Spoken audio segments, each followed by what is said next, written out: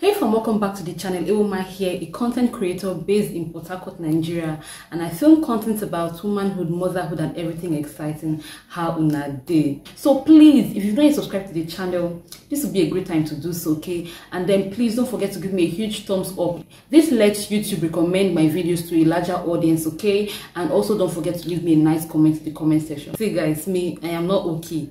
My heart is doing boom, boom, boom. And if you're a Nigerian, you know why and you know what is going on in our country. We just concluded the presidential elections and our fingers are crossed. Guys, see, I'm so anxious because at this point, I don't understand what is going on at all. And crazy things are happening. Crazy things are happening.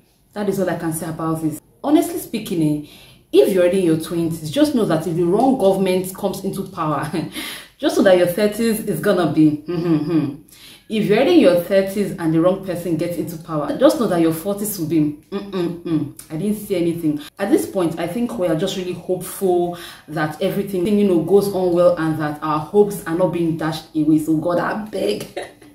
I don't know if I'm the only one that has said God, I beg like 100 times since the day of the elections. Every second I'm like, God, I beg, because I think Nigerians have had it up to here at this point. So while we're waiting for the rest of the results, I was like, okay, let me come on here and let us, gist about some trending topics. If you're interested, then keep watching.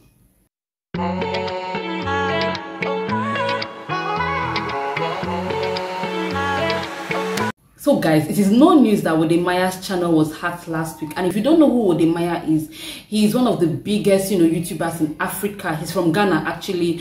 But this guy, his work transcends past just Ghana. I remember knowing about him for the first time when he came to Nigeria to try and settle a dispute between two, big Nigerian YouTubers. And I could see how much this guy really wanted to help. I could see how anxious he was, especially when he was explaining to us that, he has invited two of them and what he wants to do and how he hopes it will work out. So that was my first time actually, hearing about him.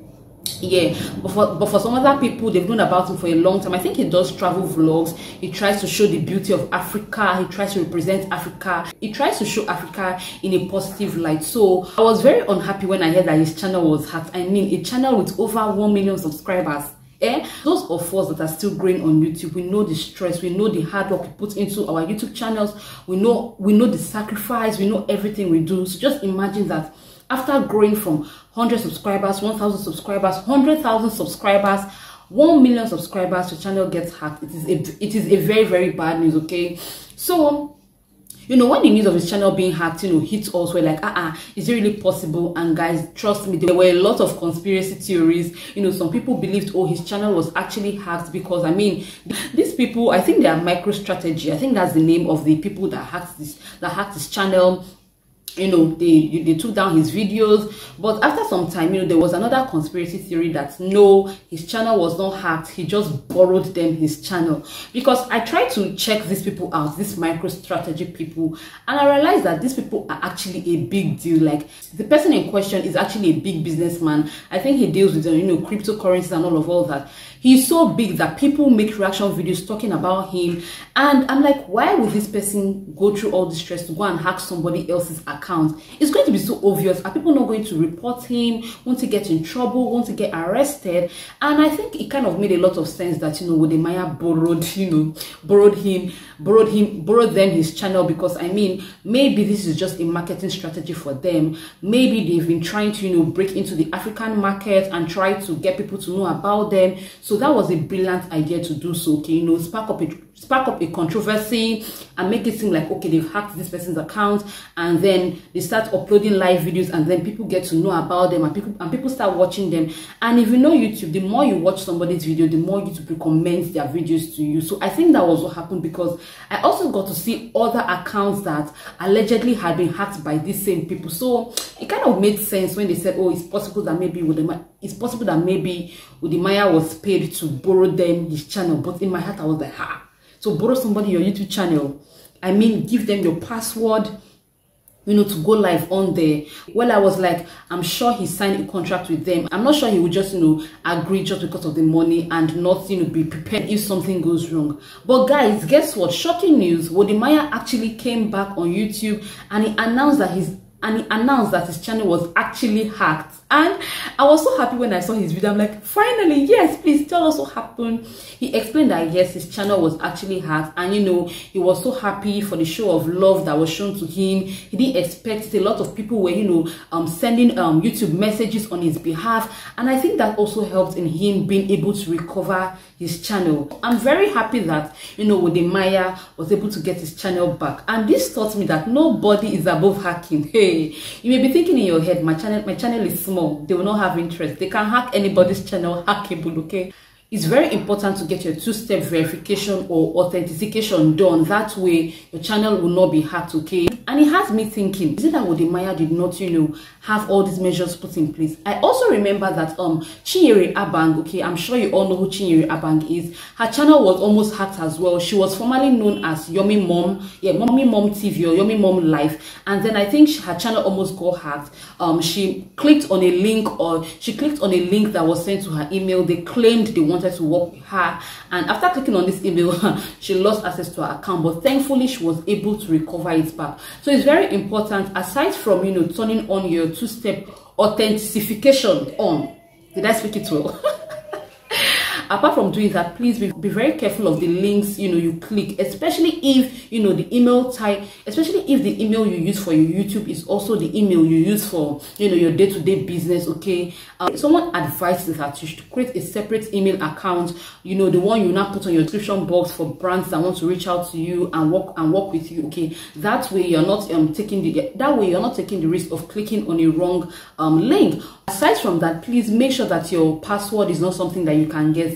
I'm sure we all know by now that you should not be using your date of birth, your spouse's birthday, your birthday, other like very significant dates, your children's birthdays, your marriage anniversaries and dates like that as passwords. You should go for something very hard. And I understand that a lot of us have this issue of remembering passwords, myself inclusive. So just have somewhere like maybe the notes on your phone, a diary, a journal, somewhere that only you have access to, and write down your password. Okay, and please, it's best to just try to memorize it, but please try and choose passwords that are very hard to hack. Someone cannot just guess. Okay, so guys, NEPA just took lights, okay, but we moved. That is why we are hoping that the right person wins this election, so that we'll stop having this kind of issues and our country can be moving forward. Anyway, moving on, the second trending gist has to be the Real Housewives of Abuja. I don't know if you guys are following these people or if you guys are even watching this series at all. See, I remember when the Real Housewives of Lagos, aired, it was a thing, it was trending. I in particular watched it and I enjoyed it, okay, because number one, most of the housewives are people we already know. I'm talking about Laura Keji, Iyabo Ojo. I also knew of Toyin Lawani. I didn't really know Choma Goodhair like that. I didn't know the other person, Miriam Tima, and who was that person? There were 6. Yeah, I also knew Caroline Danjuma. So it was very easy to follow the show. You can follow everything. It was very easy to watch. And then the reunion was even the hottest because the both it was given. People were even making reaction videos about it. It was something, okay. It was good, and it sparked a lot of controversy, especially with the accusation of hookup and the rest. I cannot give you guys all the gist. This video will be too long. So when I heard that the Real Housewives of Abuja was airing, I was like, okay. And then they introduced the cast to us, and I was like, okay. First of all, I don't know any of the people. I don't know any of the cast except Princess Jekoko, and I know her through Nelu. I think she's Nelu's friend, so I think she was the only person I even recognized. I didn't know any of the other ladies, but I'm sure that those in Abuja know them very well, because for them to pick you to be a cast of the Real Housewives, I mean, you must be quite popular on the social media space and even in your city, which is Abuja. The first episode aired about 2 Fridays ago, and I watched it, and guys, to be very honest with you, I was totally disappointed. I will not lie. I'm not going to rate that show at all. Please, this is my own opinion. No, this is my own opinion. See, we all know that these reality TV shows are being scripted. Keeping Up with the Kardashians, any reality TV show you watch is scripted. none of them happens just by chance. Most of them are, in fact, 99% of the time they are scripted. That is why, of course, the camera crew is with them 24/7. You cannot catch them unawares. They know what is going to happen next. Okay, with the Real Housewives of Lagos, it was not very obvious that they were reading scripts, because most of them are actresses. Caroline is an actress, Laura is an actress, even Toyin is an actress, Iyabo Ojo is an actress. So they were able to, you know, they were able to act very well, because it's acting. Trust me, it is acting.